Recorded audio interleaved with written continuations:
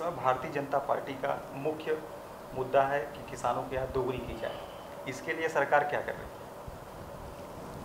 देखिए, कोई भी जो कार्यक्रम चलते हैं या योजना बनती है उसके होते हैं 3 स्तर होते हैं। एक होती है अल्पकालीन, तात्कालीन और दीर्घकालीन। भारत सरकार की योजना जो कुछ भी है वो सब दीर्घकालीन है। लोगों की धारणा ऐसी होती है, बनी रही पिछले आजाद भारत में। कांग्रेस के समय योजना चलती थी, जैसे मनरेगा योजना है, जैसे फूड सिक्योरिटी वाली योजना है, उसके तात्कालिक तौर पर जैसे हो ऐसे सब योजना तात्कालिक दे दे।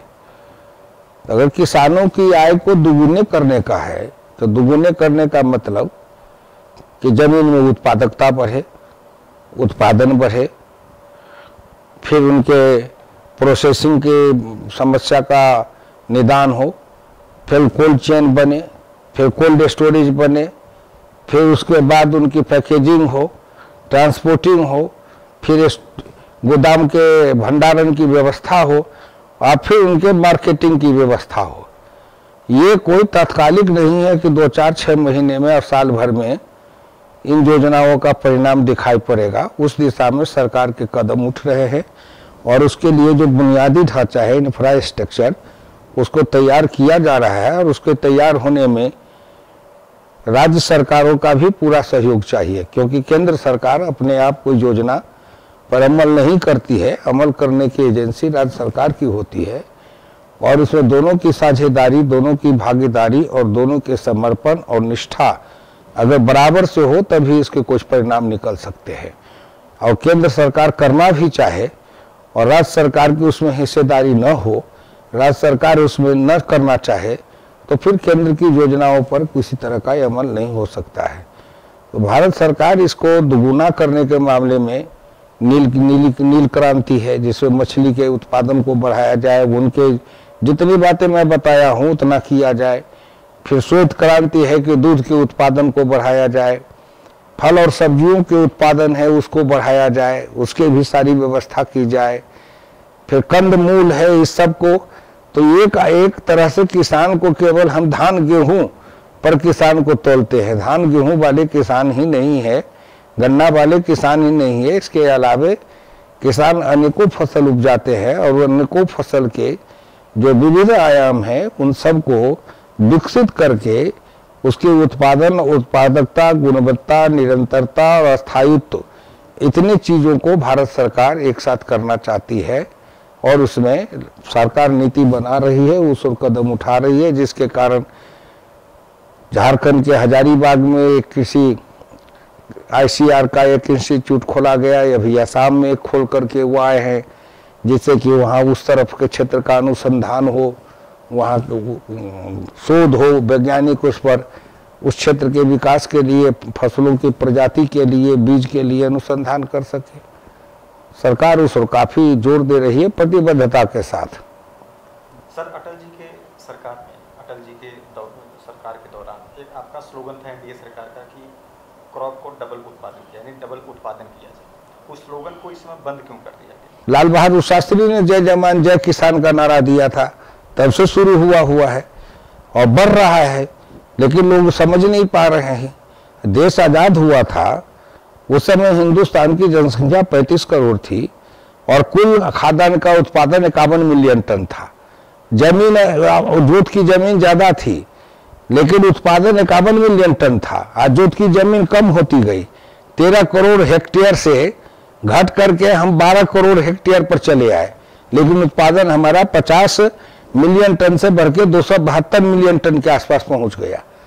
तो ये कई गुना बढ़ा है उत्पादन, दुगुनी उत्पादन है कि कई गुना है, उसको गुना करो। तो ये निरंतरता है, इसमें लगातार बढ़ते जाएंगे और उसको बढ़ा करके हमको 2022 तक हमको इसको 300 मिलियन टन तक ले जाना है। और 300 मिलियन टन के अलावे जो फल, सब्जी और दूध और मछली, मांस सब के उत्पादन में वृद्धि करना है। ये है लक्ष्य। जी सर, सरकार ने कृषि योग्य भूमि को सिंचित करने के लिए बहुत कदम उठाया, लेकिन फिर भी अभी 50% ऐसी भूमि है जो सिंचित नहीं है। तो ऐसी भूमि को सिंचित करने के लिए सरकार क्या पॉलिसी बना रही है? सरकार ने निकाला है ना प्रधानमंत्री कृषि सिंचाई योजना, उसमें हर खेत को पानी, हर हाथ को काम, और उसके लिए योजना बन रही है। राज्य सरकारों को कहा गया है कि राज्य स्तर पर वो इस योजना को अमल करे कि कैसे वो हर खेत तक पानी पहुंचा सकते हैं। इसी के अंदर स्प्रिंकलिंग इरिगेशन है, इसी के अंदर ड्रिप इरिगेशन है, वन ड्रॉप मोर क्रॉप, ये उसी के अंतर्गत योजना है। तो ये सब दिशाएं हैं उसमें जुड़ी हुई है, सब एक दूसरे से जुड़ी हुई योजनाएं हैं। और प्रधानमंत्री कृषि सिंचाई योजना उसके एक है, लेकिन ये कृषि सिंचाई योजना हर खेत को पानी पहुंचाना, 40% खेत को पानी पहुंचाने में तो इनको लग गया है 60 साल 70 साल। लोग सोचते हैं कि बाकी से प्रधानमंत्री फूंक दे और हर खेत को पानी पहुंच जाए। ये भी जो कुछ अतिवादी दृष्टिकोण वाले हैं देश में, वो भी उनको भी अपनी दृष्टि को बदलना होगा। इसको करने में समय लगेगा, हर खेत को पानी देने में सभी राज्य सरकारें योजना बनाएगी, उनका इंफ्रास्ट्रक्चर पर काम होगा। अब जो राज्य सरकार जितना कर पाएगी उतने अधिक सिंचाई का लाभ उठा पाएगी। जो राज्य सरकारें केवल एक राजनीतिक विरोध, राजनीतिक भावना से काम करेगी तो उनको लाभ नहीं मिल पाएगा। सर, किसानों की इसमें मुख्य समस्या ये है, उनका आरोप है कि उनके जो फसल के दाम हैं, जैसे आलू हो गया, टमाटर हो गया, उसके दाम उचित नहीं मिल रहे हैं। तो उसके लिए सरकार क्या कर रही है? देखो, आलू अब टमाटर ही केवल नहीं है, प्याज के भी कीमत कभी कम हो जाते हैं, औने पौने भाव में बिकते हैं।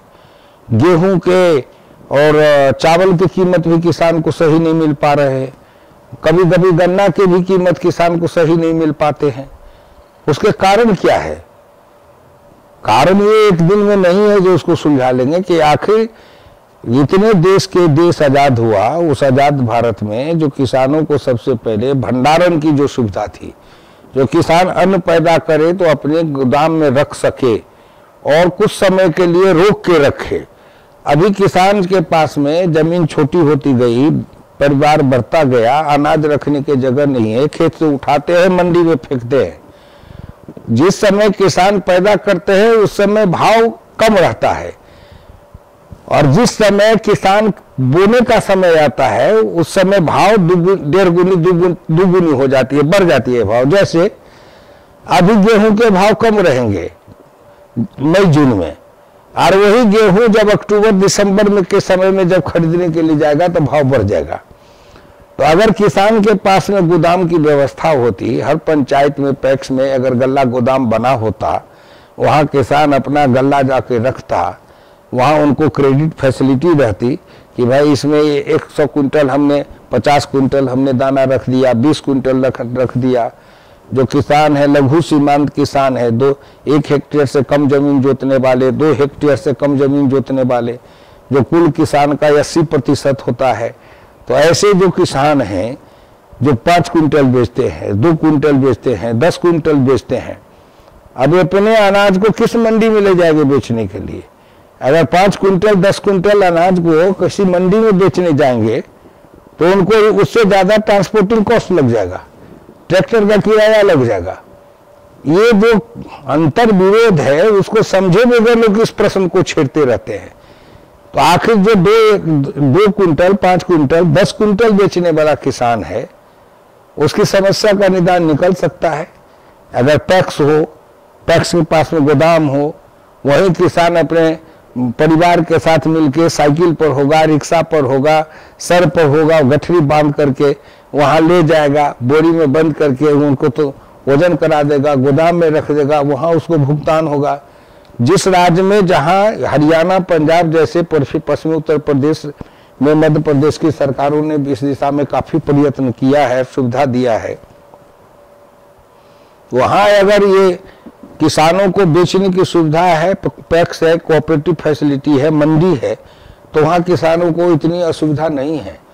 लेकिन पश्चिमी पूर्वी उत्तर प्रदेश, बिहार, बंगाल जैसे राज्य सब हैं जिन राज्यों में पैक्स कमजोर पड़ा हुआ है, गोदाम नहीं है, किसान के फसल खरीदने वाला कोई है नहीं, सब चीज के लिए केंद्र सरकार जिम्मेवार है नहीं। राज्य सरकारों को पैक्स राज्य सरकार के अंदर है। कोऑपरेटिव जो है वो PACS, primary agriculture cooperative society उसका पूरा नाम है, वो राज्य सरकारों के अधीन है। उसको राज्य सरकार को बनाना है, खड़ा करना है, समय पर चुनाव कराना है, उसकी व्यवस्था करनी है। तो पूरे चैन के साथ न देखें कि हर बात के लिए लोग कहते हैं कि केंद्र सरकार क्या कर रही है। केंद्र सरकार के साथ साथ जब तक राज्य सरकार इस पूरे इंफ्रास्ट्रक्चर बनाने में, जहां की राज्य सरकारें जितनी मजबूती से कर रही है, वहां के किसानों में उतनी खुशहाली है। जहां की सरकारें नहीं कर पाई, वहां के किसानों में खुशहाली नहीं है। इसके कारण ये है, वाजपेयी जी के समय में ग्रामीण गल्ला गोदाम का काम चला था, जब तक वो थे काफी तेजी से चला। 10 वर्षों के बीच में दूसरी सरकार आ गई, उसने बिल्कुल उस काम को ठप कर दिया। और फिर ये सरकार उसको नए सिरे से शुरू कर रही है। उस पर किसानों को 33%, 50% तक सब्सिडी दिए जाते हैं। पूर्वोत्तर में जो पहाड़ी राज्यों में है उनको ज्यादा सब्सिडी है, तो किसानों को सब्सिडी भी है। लेकिन इसको बनवाने का काम, पास करने का काम, अमल में लाने का काम राज्य सरकारों को करना है। इसमें 60% रुपया अगर केंद्र सरकार देती है तो 40% राज्य सरकार को देना है। तो राज्य सरकारें तो अपने लोक लुभावन में कोई रेडियो बांट रहा है, कोई टीवी बांट रहा है, कोई लैपटॉप बांट रहा है, कोई मोबाइल बांट रहा है, लेकिन इस तरफ उनके ध्यान नहीं जा रहे हैं। इसके लिए देश में न कोई आंदोलन है, न कोई उनको टोकने वाला है, न किसी आपके पास में जागृति है जो कहे इसके बदले तुम हिंदुस्तान में बुनियादी ढांचे का निर्माण करो, जिससे स्वयं उनमें इतनी ताकत आए कि अपना मोबाइल खरीद ले, लैपटॉप खरीद ले। उनको मुफ्त खोर मत बनाओ, उनको उद्यमी बनाओ, जिससे वो कोई उद्यम करे, कोई रोजगार करे और उससे अपने निकाले। तो ये बनाने का एक तंत्र है जिसको वाजपेयी जी ने शुरू किया। बड़े बड़े कोल्ड स्टोरेज बनाने के लिए उन्होंने उसमें 50% तक दिया था सब्सिडी, और पहाड़ी राज्यों को 75% सब्सिडी दिया था। लेकिन वो थोड़े कोल्ड स्टोरेज सब बने, बाकी 10 वर्षों तक ठप पड़ गया। अब फिर उसको ये चालू कर रहे हैं कि कोल्ड स्टोरेज जब ज्यादा बनेगा तब आलू रखने का, बाकी सब्जी रखने का, फल रखने की व्यवस्था होगी। गांव के अंदर जो ग्रामीण मंडी लगते हैं, जिसको आप लोगों ने देखा ना होगा, न सुना होगा, जो साप्ताहिक बाजार लगते हैं, सप्ताह में 2 दिन 3 दिन लोग आते हैं, खेत में उत्पादन करता है किसान, बाजार में लेके आता है, खरीदार उससे आमने सामने खरीदता है, बीच में कोई बिचौलिया नहीं है। उन बाजारों की को पक्की किया जाए, उनके सेट बनाया जाए, उनमें जो बेचने वाली गांव की महिलाएं अधिकतर आती है और खरीदने वाली भी महिलाएं होती है, इनके बीच में उनके रहने के लिए वहां शौचालय हो, पीने का पानी हो, ये सब करने का जो व्यवस्था थी, इस व्यवस्था की ओर ध्यान ही नहीं दिया गया। अब एक बार ही शून्य से सारे काम को प्रारंभ करेंगे तो लोग चाहते हैं कि परिणाम तुरंत निकल जाए। 3 बरस में क्या हुआ, 3 बरस में क्या होगा? 70 बरस में तो दिखाई नहीं पड़ा, तो 3 बरस में क्या देखने के लिए व्याकुलता हो? इसके कुछ समय आने दो, समय लगेगा, इंफ्रास्ट्रक्चर बढ़ेगा, इसके कुछ के परिणाम कोई 20 साल में निकलेंगे, कोई 30 साल में निकलेंगे, कोई 50 साल में निकलेंगे। सन 1970 के आसपास में ये हरित क्रांति का नारा दिया गया था, उसके परिणाम आज तक आ रहे हैं, इतने वर्षों के बाद तक उसके असर दिखाई पड़ रहे हैं। आज की तारीख में शहर में या गांव में कोई भी कार लेने जाते हैं तो 7% में मात्र हमें लोन मिल जाता है गाड़ी का। तो कोई किसान कोई भी ट्रैक्टर लेने जाता है तो उसका कुल मिला के 12 से 15% उसको इंटरेस्ट देना पड़ता है। तो ये डिस्पैरिटी क्यों है सर? है डिस्पैरिटी, बना के रखा गया, और हम भी इसके लिए लिखते रहे हैं, सरकार से मांग करते रहे हैं, और चौधरी चरण सिंह इस दिशा में काम किए थे। चौधरी चरण सिंह इस दिशा में काम किए तो उनको कोई देश का लोग नेता माना ही नहीं। यहाँ तो नेता बनने के लिए कुछ पढ़े लिखे बुद्धिजीवियों का, मीडिया का सपोर्ट चाहिए, जो मूर्ख को विद्वान बना दे, विद्वान को मूर्ख बना दे। चरण सिंह ने दिया था, जो गाय पर, बैल पर, भैंस पर, घोड़ा गाड़ी पर, ये क्या कहते हैं, भैंसा गाड़ी पर किसान को जो आज बैंक से लोन मिलता है, और वो चरण सिंह ने कहा था कि इनको 3% पर दो। आज भी किसानों को जो कृषि कर्ज मिलता है वो 7% पर किसान को कृषि कर्ज मिलता है खेती करने के लिए, अब उसमें भी समय पर अपना अगर चुकता कर दे तो उसमें भी उनको 4% माफ हो जाता है, 3% लगता है। लेकिन जो किसान मान लीजिए समय पर चुकता न करे तो उसको तो 7% देना पड़ेगा। और अगर समय पर अपना किस्त दे दे कृषि कर्ज के लिए, जो फसल के लिए कर्ज मिलते हैं फसल के लिए, उसमें मिल जाएगा। लेकिन अब जैसे इस सरकार ने किया ना जीएसटी में कि विलासिता की जो सामग्री है, भोग की सामग्री, फैशन फुटाने की सामग्री, उस पर उन्होंने 28% टैक्स लगाया है। और जो जीवनोपयोगी सामग्री है, हर के आदमी को जीने के लिए खाना है, ऐसी चीज कुछ है, उसको उन्होंने कर मुक्त रखा है। और फिर इसी तरह धीरे धीरे उसके स्लैब बनाए हैं। लेकिन जो फैशन फुटाने की चीज है, विलासिता की सामग्री है, उसको सरकार ले गई है उठा के 28% पर, जो डॉक्टर लोहिया की नीति थी कि भोग विलास की सामग्री के उत्पादन पर ज्यादा कर लगाओ और जो सामान्य लोगों के उपयोग की चीज है उसको उतना ही कम कर लगाओ या कर मुक्त करो।